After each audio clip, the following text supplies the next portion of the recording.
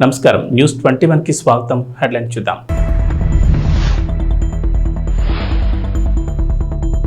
Tea with deputy CM సరికొత్త కార్యక్రమానికి శ్రీకారం చుట్టిన పవన్ కళ్యాణ్.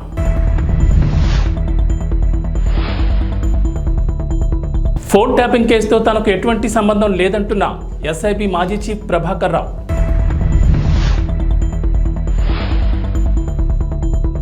రాజ్ తరుణ్ లావణ్య కేసులో సంచలన విషయాలు వెల్లడించిన అడ్వకేట్ కళ్యాణ్ దిలీప్ సుంకర.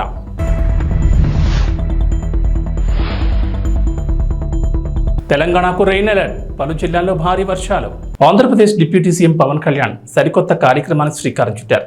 ఆంధ్రప్రదేశ్లో ఉన్న జూలను అంతర్జాతీయ స్థాయి ప్రమాణాలతో అభివృద్ధి చేయాలనే ఉద్దేశంతో సరికొత్తగా టీ విత్ డిప్యూటీ సీఎం కార్యక్రమం నిర్వహించారు. జూలను అభివృద్ధి చేయడంలో కార్పొరేట్ సంస్థలను సైతం భాగస్వామ్యం చేసేందుకు చర్చలు జరిపారు. కార్పొరేట్ సంస్థలను ఆకర్షించేందుకు టీ విత్ డిప్యూటీ సీఎం అనే వినూత్న కార్యక్రమాన్ని తీసుకొచ్చారు. జూ పార్కులను అంతర్జాతీయ ప్రమాణాలతో అభివృద్ధి చేయాలని zoo park authority of Andhra Pradesh 14వ గవర్నింగ్ బాడీ సమావేశంలో అటవీశాఖ అధికారులకు సూచించారు. రాష్ట్రానికి పర్యాటకులను ఆకర్షించేలా ప్రత్యేక కార్యక్రమాలకు రూపొందించాలని పవన్ కళ్యాణ్ ఆదేశించారు. విశాఖపట్నం, తిరుపతి జూ పార్కులకు ఎక్కువ మంది పర్యాటకులను ఆకర్షించేలా ప్రత్యేక కార్యాచరణను రూపొందించాలని సూచించారు. అలాగే రాష్ట్రంలో కొత్తగా జూ పార్కులను ఏర్పాటు చేసేందుకు ఉన్న అవకాశాలను పరిశీలించాలని అధికారులకు చెప్పారు. కొత్త జూ పార్కుల ఏర్పాటుకు నివేదికలు రూపొందించాలని, అరుదైన జంతువుల దిగుమతి ప్రదర్శనపై ఫోకస్ పెట్టాలన్నారు. పర్యాటకుల్ని మరింతగా ఆకట్టుకునేందుకు జూ పార్కులలో వన్యప్రాణుల సందర్శనతో వైల్డ్ లైఫ్ ఎక్స్పీరియన్స్ కలిగేలా ఏర్పాటు చేయాలని సూచించారు.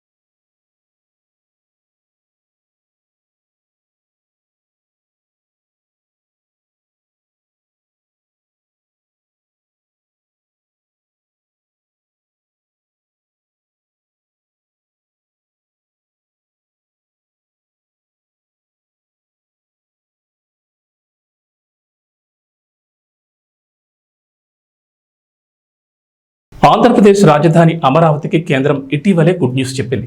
అమరావతికి కీలకమైన నేషనల్ హైవే ప్రాజెక్టులు చేపట్టేందుకు కేంద్రం గ్రీన్ సిగ్నల్ ఇచ్చిన సంగతి తెలిసిందే. కానీ తాజాగా ఎన్హెచ్ఏఐ రహదారుల ప్రాధికార సంస్థ తీసుకున్న నిర్ణయం అందుకు విరుద్ధంగా ఉంది. అమరావతి కేంద్రంగా ఇంతకాలం ఉన్న పిఐయును మూసివేయడం ఆందోళన కలిగిస్తోంది. అమరావతిలో ఉన్న పిఐయును విజయవాడ పిఐయులో విలీనం చేస్తూ నిర్ణయం తీసుకున్నారు. గతంలో టీడీపీ ప్రభుత్వం హయాంలో 2014లో రాజధానిగా అమరావతి ఖరారు చేసిన తర్వాత 189 కిలోమీటర్లు ఔటర్ రింగ్ రోడ్డుకు అప్పటి ముఖ్యమంత్రి చంద్రబాబు ప్రతిపాదన చేశారు. కేంద్రం నుంచి ఆమోదం రాగా అలైన్మెంట్ కూడా ఖరారు చేశారు. డిపిఆర్కు సంబంధించి కూడా వేగంగా జరిగేలా అమరావతి కేంద్రంగా ప్రాజెక్ట్ యూనిట్ కార్యాలయాన్ని మంగళగిరిలో ఏర్పాటు చేశారు. ప్రధానంగా అనంతపురం నుంచి అమరావతికి నిర్మించాలనుకున్న access control greenfield expressway డిపిఆర్ల రూపకల్పనను ఈ యూనిట్కి అప్పగించారు. ఈ హైవేకు సంబంధించి ప్రాజెక్ట్ డైరెక్టర్ను కూడా నియమించారు.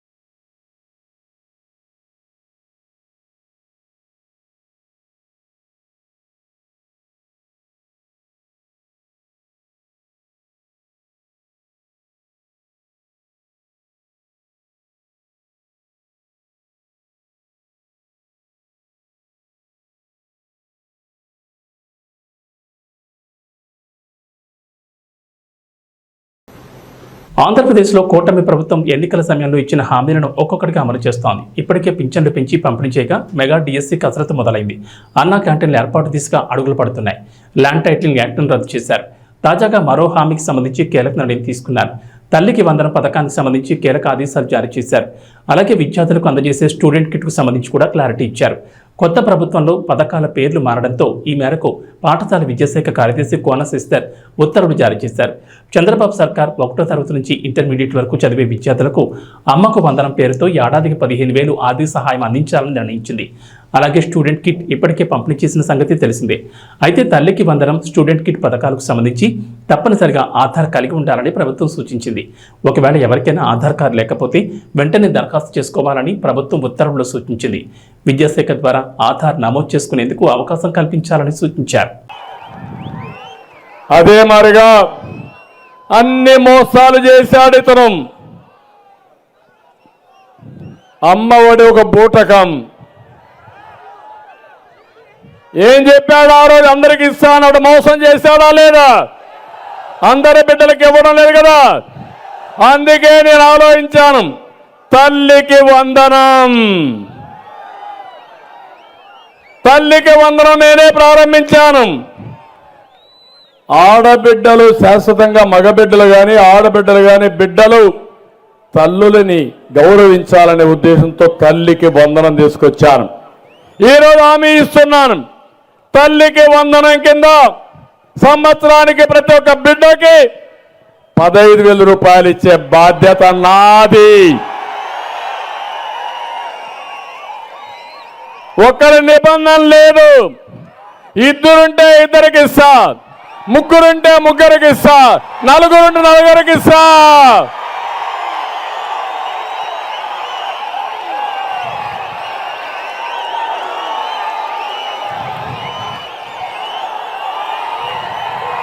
ఏమంటారు మీరు? బాగుందా లేదా?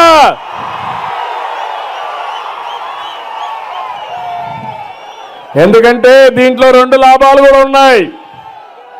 ఆంధ్రప్రదేశ్లో ఒకప్పుడు నేనే కుటుంబ నియంత్రణ తీసుకొచ్చా. జనాభా తగ్గిపోతా ఉంది. మళ్ళా యువత రావాలి, పిల్లలు కూడా పుట్టాలి. అందుకే ఎంతమంది పిల్లలున్నా అందరికి తల్లికి వందనం కింద 15,000 ఇచ్చి మిమ్మల్ని ప్రోత్సహించే బాధ్యత, వాళ్ళని బాగా చదివించి దేశానికి ఒక సంపద చేసే బాధ్యత తెలుగుదేశం పార్టీ తీసుకుంటాం. ఫోన్ ట్యాపింగ్ కేసు తెలంగాణలో సంచలనం సృష్టించిన సంగతి తెలిసిందే. గత ప్రభుత్వ హయాంలో అనధికారికంగా స్పెషల్ ఇంటెలిజెన్స్ బ్యూరో అధికారులు, ప్రతిపక్ష పార్టీల నేతలు, పలువురు వ్యాపారులు, కీలక వ్యక్తుల ఫోన్లు ట్యాంపరింగ్ చేశారనే ఆరోపణలున్నాయి. ఈ కేసులో ఇప్పటికే పలువురు పోలీసు ఉన్నతాధికారులు, మాజీ అధికారులు అరెస్ట్ అయి చెంచల్గూడ జైల్లో రిమాండ్ ఖైదీలుగా ఉన్నారు. ఇక ఫోన్ ట్యాపింగ్ వ్యవహారంలో ఎస్ఐబి మాజీ చీఫ్ ప్రభాకర్ రావు ప్రధానంగా ఆరోపణలు ఎదుర్కొంటున్నారు. కాంగ్రెస్ అధికారంలోకి రాగానే ఆయన దేశం వదిలి అమెరికాకు వెళ్లిపోయారు. కేసులో ఆయనే ప్రధాన నిందితుడిగా తీవ్ర ఆరోపణలు ఎదుర్కొంటున్నారు. ఈ నేపథ్యంలో ఆయన అమెరికా నుంచి పోలీసులకు రాసిన లేఖ ఆలస్యంగా వెలుగులోకి వచ్చింది. జూన్ 23న ప్రభాకర్ రావు జూబ్లీహిల్స్ పోలీసులకు లేఖ రాశారు. ఫోన్ ట్యాపింగ్ కేసుతో తనకు ఎటువంటి సంబంధం లేదని ఆ లేఖలో వెల్లడించారు. జూన్ 26న తాను ఇండియాకు తిరిగి రావాల్సిందని, ఆరోగ్యం బాగోలేక యుఎస్లోనే ఉండిపోవాల్సి వచ్చిందన్నారు. తాను క్యాన్సర్, గుండె సంబంధిత వ్యాధులతో బాధపడుతున్నానని, అమెరికా డాక్టర్ల సూచనతో అక్కడే చికిత్స పొందుతున్నట్లు వెల్లడించారు. హైదరాబాద్ మహానగరంగా వేగంగా విస్తరిస్తోంది. అదే సమయంలో నగరవాసులు తీవ్ర ట్రాఫిక్ సమస్యలు ఎదుర్కొంటున్నారు. రద్దీగా ఉండే రోడ్లతో వాహనదారులు ఇబ్బందులు పడుతున్నారు. ట్రాఫిక్ రద్దీని నియంత్రించేందుకు ప్రభుత్వం ఇప్పటికే నగరంలోని పలు ప్రాంతాల్లో ఫ్లైఓవర్లు, అండర్ పాస్లు నిర్మించింది. మరికొన్ని ప్రాంతాల్లోనూ కొత్తగా ఫ్లైఓవర్ల నిర్మాణానికి సిద్ధమైంది. ఇక నగరవాసులకు సుఖవంతమైన, వేగవంతమైన ప్రయాణాన్ని అందించేందుకు నగర మూలల వరకు మెట్రో విస్తరించాలని ప్రభుత్వం ప్లాన్ చేస్తోంది. ప్రస్తుతం ఎల్బీ నగర్, మియాపూర్, నాగోల్, ఎల్బీ నగర్ కారిడార్లలో మెట్రో సేవలను అందిస్తుండగా నగర శివారు ప్రాంతాలైన హయత్ నగర్, శంషాబాద్, బిహెచ్ఎల్, పటాన్చెరు వంటి ప్రాంతాలకు సైతం మెట్రోను విస్తరించేందుకు ప్లాన్ చేస్తున్నారు. ఈ నేపథ్యంలో బుధవారం బేగంపేటలోని మెట్రో రైల్ భవనంలో Hyderabad metro rail MD NVS Reddy, ఇతర ఇంజనీర్ల బృందం, డిపిఆర్ కన్సల్టెన్సీ ఇంజనీరింగ్ నిపుణులతో ఎన్హెచ్ అధికారులు భేటీ అయ్యారు. ఈ భేటీలో మెట్రో ప్రాజెక్ట్, ఫ్లైఓవర్లకు సంబంధించిన పలు కీలక నిర్ణయాలు తీసుకున్నారు. గత వైసీపీ ప్రభుత్వంపై కేంద్ర మంత్రి బండి సంజయ్ తీవ్ర వ్యాఖ్యలు చేశారు. టీటీడీని రాజకీయ పునరావాస కేంద్రంగా మార్చారని విమర్శించారు. స్వామివారిపై భక్తి లేని వారు నామాలు పెట్టుకుని స్వామికి టీటీడీ ఆస్తులకు పంగనామాలు పెట్టారని మండిపడ్డారు. ఇతర మతస్థులకు అధికారాన్ని అప్పగించి తిరుమల క్షేత్రాన్ని అపవిత్రం చేశారని దుయ్యబట్టారు. గత 5 ఏళ్లు వీరప్పన్ వారసుల చేతిలో టీటీడీ పాలన సాగిందని సంజయ్ అన్నారు. ఎర్రచందనం కొల్లగొట్టి వేల కోట్లను సంపాదించారని చెప్పారు. ఎర్రచందనం స్మగ్లర్ల పట్ల కఠినంగా వ్యవహరిస్తామని, వారిని వదిలిపెట్టబోమని అన్నారు. వెంకటేశ్వర స్వామివారి దయ భిక్షతో కార్యకర్త స్థాయి నుంచి కేంద్ర మంత్రి స్థాయికి ఎదిగానని చెప్పారు. ఈరోజు బండి సంజయ్ తిరుమల శ్రీవారిని దర్శించుకున్నారు. దర్శనానంతరం మీడియాతో మాట్లాడుతూ ఆయన ఈ వ్యాఖ్యలు చేశారు. బండి సంజయ్తో పాటు పలువురు బీజేపీ నేతలు కూడా స్వామివారిని దర్శించుకున్నారు. కేంద్ర మంత్రి హోదాలో స్వామివారిని బండి సంజయ్ దర్శించుకోవడం ఇదే మొదటిసారి. మనం మొన్నటి వరకు చూసినాం. మనం దేవుణ్ణి నమ్మని వాళ్ళు, ధర్మం గురించి ఆలోచించని వారు, పేరుకు నామాలు పెట్టి స్వామివారి ఆస్తులకు పంగనామాలు పెట్టేటువంటి ఆ నయవంచకులు పోయి నిత్యం వెంకటేశ్వర నామస్మరణతో ఆ స్వామివారికి సేవ చేసేటువంటి సేవకుల రాజ్యం వచ్చింది. వాళ్ళు ఇవాళ రాజకీయ నిరుద్యోగులకు పునరావాస కేంద్రంగా పదవుల కోసం ఇన్ని రోజులుగా ఈ టీటీడీని వాడుకునే ప్రయత్నం చాలామంది చేశారు. నేను చాలా సందర్భాల్లో చెప్పినాను, మేము ఎవరు కూడా ఏ మతానికి వ్యతిరేకం కాదు, ఏ వ్యక్తులకు వ్యతిరేకం కాదు, ఏ మతానికి కించపరిచే వ్యక్తులం కాదు. కానీ హిందూ ధర్మానికి వ్యతిరేకంగా, హిందువుల ఆరాధ్య దైవంగా భావించినటువంటి ఈ పవిత్రమైన ప్రాంతాన్ని అపవిత్రం చేయడానికి, వారి ఆస్తిపాస్తులు పెంచుకోవడానికి, శ్రీవారి ఆస్తులను కొల్లదోయడానికి, ఇతర మతస్థులకు అధికారం అప్పచెప్పడం వలన ఎలాంటి అనర్థాలు జరిగినో మనందరికీ తెలిసిందే. అందుకే 2 కొండలవాడ గోవింద గోవింద అనే వ్యక్తులు వేరు. ఆ అరాచక నయవంచక పాలన పీడ విరగడైంది. వాళ్ళు 7 కొండలవాడ వెంకటరమణ గోవింద గోవింద అనేటువంటి సేవకులు ఎవరు వచ్చారు. వాళ్ళు ఏం చేసారు? వాళ్ళు ఇన్ని రోజులుగా స్వామివారికి సేవ చేయడం ముఖ్యం కాదు వాళ్ళకి. నేను నిన్న వచ్చిన సాయంత్రం, నిన్నటి నుంచి వస్తుంటే ఇక్కడ సిబ్బంది కానీ, అనేక మంది భక్తులు కానీ, ఇక్కడ గత పాలకులు, గత కమిటీ నిర్వాహకులు చేసినటువంటి నిర్వాహకం గురించి చెప్తా ఉన్నారు. అక్రమ దందా, లంగ దందా, లఫంగ దందా, దొంగ దందాలు చేసి వాళ్ళ స్వామివారి ఆస్తిని, జాతీయ సంపదను కొల్లగొట్టే ప్రయత్నం చేశారు. వాళ్ళ ఎర్రచందనం వీళ్ళంతా వీరప్పన్ వారసులు. అంతా కూడా వీరప్పన్ వారసుల చేతిలో మొన్నటి వరకు కూడా టీటీడీ ఉండే. స్వామివారి పవర్ ఎంతో తెలుసు, స్వామివారి శక్తి ఎంతో తెలుసు. సరే 10 సంవత్సరాలు వాళ్ళు ఆడింది ఆట, పాడిందే పాట కావచ్చు. ఇవాళ ఏమైంది పరిస్థితి? స్వామివారి జోలు పోతే ఏమైంది పరిస్థితి? కాబట్టి ఎర్రచందనం పేరుతోని దొంగదందా చేస్తూ వేల కోట్ల రూపాయలు స్వామివారి ఆస్తిని, జాతీయ సంపదను దోచుకుంటూ వాళ్ళే ఇవాళ రాజకీయాలను శాసించే స్థాయికి వచ్చారు. రాజకీయ నాయకులను వాళ్ళ గుప్పిట్లో పెట్టుకొని ఎన్నికల్లో గెలవాలన్నా, ఎన్నికల్లో ఖర్చు పెట్టాలన్నా, పార్టీలు నడవాలన్నా, చివరకు ప్రభుత్వాన్ని కూడా అప్పులు ఇచ్చే స్థాయికి వచ్చిరంటే ఇంతకన్నా దుర్మార్గం, ఇంత సిగ్గుచేటి కూడా కాదన్న విషయాన్ని మనం గుర్తుంచుకోవాలి. తప్పకుండా దీన్ని వదిలిపెట్టే ప్రసక్తి లేదు. గతంలో విషయంలో చంద్రబాబు నాయుడు గారు మాట్లాడారు, పవన్ కళ్యాణ్ గారు మాట్లాడారు, మా భానుప్రకాష్ గారు, వీళ్ళందరూ కూడా ఈ విషయంలో చాలా సందర్భాల్లో ఫైట్ చేశారు. కానీ వాళ్ళ ఆలోచన ఏంది? ఉన్నన్ని రోజులు ఈ ఎర్రచందనం పేరుతో మొత్తం దోచుకోవాలి, శ్రీవారి సంపదను దోచుకోవాలి, మేము కోటీశ్వరుగా మారాలని చెప్పి ఒక దురాలోచనతో వాళ్ళు ఇన్ని రోజులు ఇక్కడ నిత్యం పాలన కొనసాగించారు. కాబట్టి దాన్ని వదిలిపెట్టే ప్రసక్తి లేదు. పూర్తిగా ఈ విషయాన్ని మా కేంద్ర హోంశాఖ మంత్రులు అమిత్ షా గారు తీసుకొస్తాం. తప్పకుండా దీన్ని నివేదికలు తెప్పించుకుంటాం. ఎర్రచందనం స్మగ్లింగ్ పేరుతోని స్వామివారి సంపదను, జాతీయ సంపదను ఎవరైతే దోచుకున్నారో, అక్రమ దందా చేశారో ఆ మూర్ఖులను వదిలిపెట్టే ప్రసక్తి లేదు. మా మీద ఏ రాజకీయ ఒత్తిడి ఉండదు. రాజకీయ ఒత్తిడిలకు భయపడేటువంటి వ్యక్తులం కాదు. మేము ప్రజా సంపదను, శ్రీవారి సంపదను, జాతీయ సంపదను కాపాడే వ్యక్తులం. ఇన్ని రోజులు మీరు ఆడింది ఆటపాడు, ఇక్కడి నుంచి జరిగే ప్రసక్తి లేదు. వాళ్ళని వదిలిపెట్టే ప్రసక్తి లేదు. రాచకొండ పోలీస్ కమిషనర్ గా సుధీర్ బాబు నియమితులయ్యారు. బుధవారం ప్రభుత్వం ఉత్తర్వులు జారీ చేసిన వెంటనే ఆయన నేరెడ్మెట్ సిపి ఆఫీసులో బాధ్యతలు స్వీకరించారు. గతంలో రాచకొండ సిపిగా సుధీర్ బాబు అసెంబ్లీ ఎన్నికల టైంలో ఇక్కడి నుంచి బదిలీ అయ్యారు. బుధవారం రాష్ట్ర ప్రభుత్వం చేపట్టిన బదిలీలో భాగంగా తిరిగి రాచకొండకు వచ్చారు. ఇప్పటి వరకు రాచకొండ సిపిగా ఉన్న డాక్టర్ తరుణ్ చూసి ఏసీబీ డైరెక్టర్ గా బదిలీ అయ్యారు.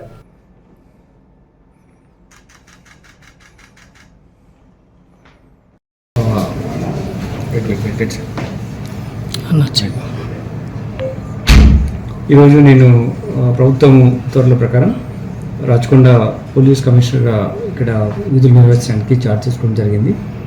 దీనికి నేను ముఖ్యమంత్రి గారికి, ప్రభుత్వానికి, మా పోలీస్ ఉన్నతాధికారులకు నేను కృతజ్ఞత తెలియజేస్తున్నాను. టెక్నికల్ గ్రౌండ్స్లో ట్రాన్స్ఫర్ అయినప్పుడు మళ్ళీ నాకు ఇదే పోస్టింగ్ రీపోస్ట్ చేయడం ఒక ఉన్నతమైనటువంటి బాధ్యత నా మీద మా పోలీసు ఉన్నతాధికారులు, ప్రభుత్వం నిలబెట్టింది. వాళ్ళ నమ్మకాలకు తగ్గట్టుగా పనిచేస్తూ నాతో ఉన్న అధికారులతో టీం వర్క్గా ముందుకెళ్తూ బెటర్ సర్వీస్ అందిస్తూ ఏవైతే మన పోలీస్ డిపార్ట్మెంట్ ఉన్నటువంటి గోల్స్ ఏమున్నాయో, అలాగే ముఖ్యమంత్రి గారు ఏ మార్గంలో పోలీస్ డిపార్ట్మెంట్ ఫంక్షన్ చేయాలి అనేటువంటి నిర్దేశాలు మాకున్నాయి. దాని ప్రకారం డ్యూటీస్ నిర్వర్తిస్తూ బెటర్ సర్వీస్ డెలివరీ చేసే విధంగా టీం వర్క్తో మేము ముందుకెళ్తాం. ఇది మళ్ళీ మా వాళ్ళందరితో ఒకసారి మాట్లాడి మీకు మేము చేసేటువంటి యాక్టివిటీస్ పోలీస్ పర్స్పెక్టివ్లో, లా అండ్ ఆర్డర్ పర్స్పెక్టివ్లో ఏముంటాం, మేము ఇంటరాక్షన్లో ఉంటాం. ఇది కంటిన్యూస్ ఇంటరాక్షన్ ప్రాసెస్. ప్రస్తుతానికి since you come requesting for this telling once again I'm thankful to the government, thankful to the honourable chief minister sir and the police leadership for నాకు ఇటువంటి అవకాశం మళ్ళీ ఇచ్చినందుకు, నేను ఆ నమ్మకాన్ని నిలిపినందుకు తప్పకుండా నా విద్యుత్ ధర్మంని చట్టపరంగా, న్యాయపరంగా నిర్వర్తిస్తూ ప్రజలకు శాంతి భద్రత పరిరక్షణలో పూర్తిగా అంకితభావంతో పనిచేస్తామని తెలియజేస్తున్నాను. Thanks sir. నటుడు రాజ్ తరుణ్ లావణ్య ఎపిసోడ్లో రోజుకో ట్విస్ట్ బయటకు వస్తోంది. రాజ్ తరుణ్పై మొదటిసారి ఫిర్యాదు చేసినప్పుడు ఆధారాలు ఇవ్వలేదు. రెండోసారి ఆధారాలు ఇవ్వడంతో నార్సింగ్ పోలీసులు కేసు నమోదు చేశారు. హీరోయిన్ మాల్వితో రాజ్ తరుణ్ ఉంటూ తనను మోసం చేశాడని ఫిర్యాదులో పేర్కొంది. రాజ్ కుమార్ సోదరుడిపై కూడా ఆమె ఫిర్యాదు చేసింది. సోదరుడు తనను పలుమార్లు బెదిరించినట్లు తన ఫిర్యాదులో పేర్కొంది. మరోవైపు మాల్వి రాయదుర్గం పోలీసులకు ఫిర్యాదు చేశారు. తనను తన తమ్ముడిని లావణ్య బెదిరిస్తున్నారని, ఆమెపై చర్యలు తీసుకోవాలని కోరారు. లావణ్యపై గతంలో సైబరాబాద్ షీ టీమ్ కూడా ఫిర్యాదు చేశారు. రాజ్ తరుణ్ 10 ఏళ్లుగా తనతో కాపురం చేస్తున్నట్లు పోలీసులకు ఇచ్చిన ఫిర్యాదులో లావణ్య పేర్కొన్నారు. తనకు కొన్నాళ్ల క్రితం అబార్షన్ చేయించినట్లు చెప్పారు. తాను అన్విక పేరుతో రాజ్ తరుణ్తో కలిసి ఉన్నట్లు చెప్పారు. అన్విక పేరుతో ఇద్దరం కలిసి విదేశాలకు కూడా వెళ్లామన్నారు. మాల్వి వచ్చిన తర్వాత రాజ్ తరుణ్ తనను దూరం పెట్టారని లావణ్య ఆరోపించారు. మాల్వి కోసం అతను ముంబై వెళ్లాడని, దీన్ని తాను ప్రశ్నించానని, నాటి నుంచి తనను దూరం పెట్టారని ఫిర్యాదులో పేర్కొన్నారు. లావణ్య ఫిర్యాదును ఆధారాలతో స్వీకరించిన పోలీసులు కేసు నమోదు చేశారు. జింబాబ్వేతో నిన్న జరిగిన 3వ టీ20లో విజయం సాధించిన భారత జట్టు 2-1తో సిరీస్లో ముందంజ వేసింది. ఈ విజయంతో ఓ ఘనమైన రికార్డును తన ఖాతాలో వేసుకుంది. అంతర్జాతీయ టీ20లో ఏకంగా 150 మ్యాచ్లు గెలిచిన ఏకైక జట్టుగా అవతరించింది. భారత్ తర్వాత పాకిస్తాన్ 142 విజయాలతో 2వ స్థానంలో ఉండగా, న్యూజిలాండ్ 111, ఆస్ట్రేలియా 105, సౌత్ ఆఫ్రికా 104తో వరుసగా ఆ తర్వాతి స్థానాల్లో ఉన్నాయి. హరారే స్పోర్ట్స్ క్లబ్లో నిన్న జరిగిన 3వ టీ20లో భారత జట్టు 23 పరుగుల తేడాతో విజయం సాధించింది. కెప్టెన్ శుభ్మన్ గిల్ 66 పరుగులతో అదరగొట్టగా, గత match century hero Abhishek Sharma 10 పరుగులు మాత్రమే చేశాడు. జైస్వాల్ 36, గైక్వాడ్ 49 పరుగులు చేయడంతో భారత జట్టు 182 పరుగులు చేసింది. అనంతరం 183 పరుగుల లక్ష్యంతో బ్యాటింగ్ ప్రారంభించిన జింబాబ్వే 159 పరుగులు మాత్రమే చేసి ఓటమి పాలైంది. 5 మ్యాచ్ల సిరీస్లో భాగంగా చివరి 2 మ్యాచ్ల్లో ఈ నెల 13, 14 జరగనున్నాయి. ఇక వాతావరణ విషయానికి వస్తే తెలంగాణ ప్రజలకు హైదరాబాద్ వాతావరణ కేంద్రం అధికారులు చల్లని కబురు చెప్పారు. ఇవాళ రాష్ట్రంలోని పలు జిల్లాల్లో వర్షాలు కురుస్తాయన్నారు. నైరుతి రుతుపవనాలు బలపడడం, బంగాళాఖాతంలో ఏర్పడిన ద్రోణి ప్రభావంతో వర్షాలు పడే ఛాన్స్ ఉందని చెప్పారు. ప్రస్తుతం పశ్చిమ మధ్య బంగాళాఖాతంలో దక్షిణ ఏపీ తీరం వెంబడి ఉపరితల ఆవర్తనం ఏర్పడిందని చెప్పారు. అది సగటు సముద్ర మట్టానికి 3.1 నుంచి 7.6 కిలోమీటర్ల ఎత్తులో ఉన్నట్లు అధికారులు తెలిపారు. దీని ప్రభావంతో నేడు నిర్మల్, నిజామాబాద్, జగిత్యాల, ఆదిలాబాద్, కొమరంభీం, ఆసిఫాబాద్, మంచిర్యాల, జయశంకర్, భూపాలపల్లి, వికారాబాద్, సంగారెడ్డి, మెదక్, కామారెడ్డి, ములుగు, భద్రాద్రి కొత్తగూడెం జిల్లాల్లో భారీ వర్షాలు కురిసే ఛాన్స్ ఉందని చెప్పారు. గంటకు 30 నుంచి 40 కిలోమీటర్ల వేగంతో బలమైన ఈదురుగాలులు వీస్తాయన్నారు. ఈదురుగాలులకు తోడు ఉరుములు, మెరుపులతో కూడిన వర్షం కురిసే అవకాశం ఉందన్నారు. పలు చోట్ల పిడుగులు పడే ఛాన్స్ ఉందని, అప్రమత్తంగా ఉండాలని ప్రజలకు సూచించారు. అవసరమైతేనే బయటకు వెళ్లాలని, పిడుగుపాట్లకు గురయ్యే అవకాశం ఉన్నందున చెట్ల కింద ఉండొద్దని వాతావరణ శాఖ అధికారులు హెచ్చరించారు. ఏబీ బులెటిన్ విశేషాలు. నమస్కారం.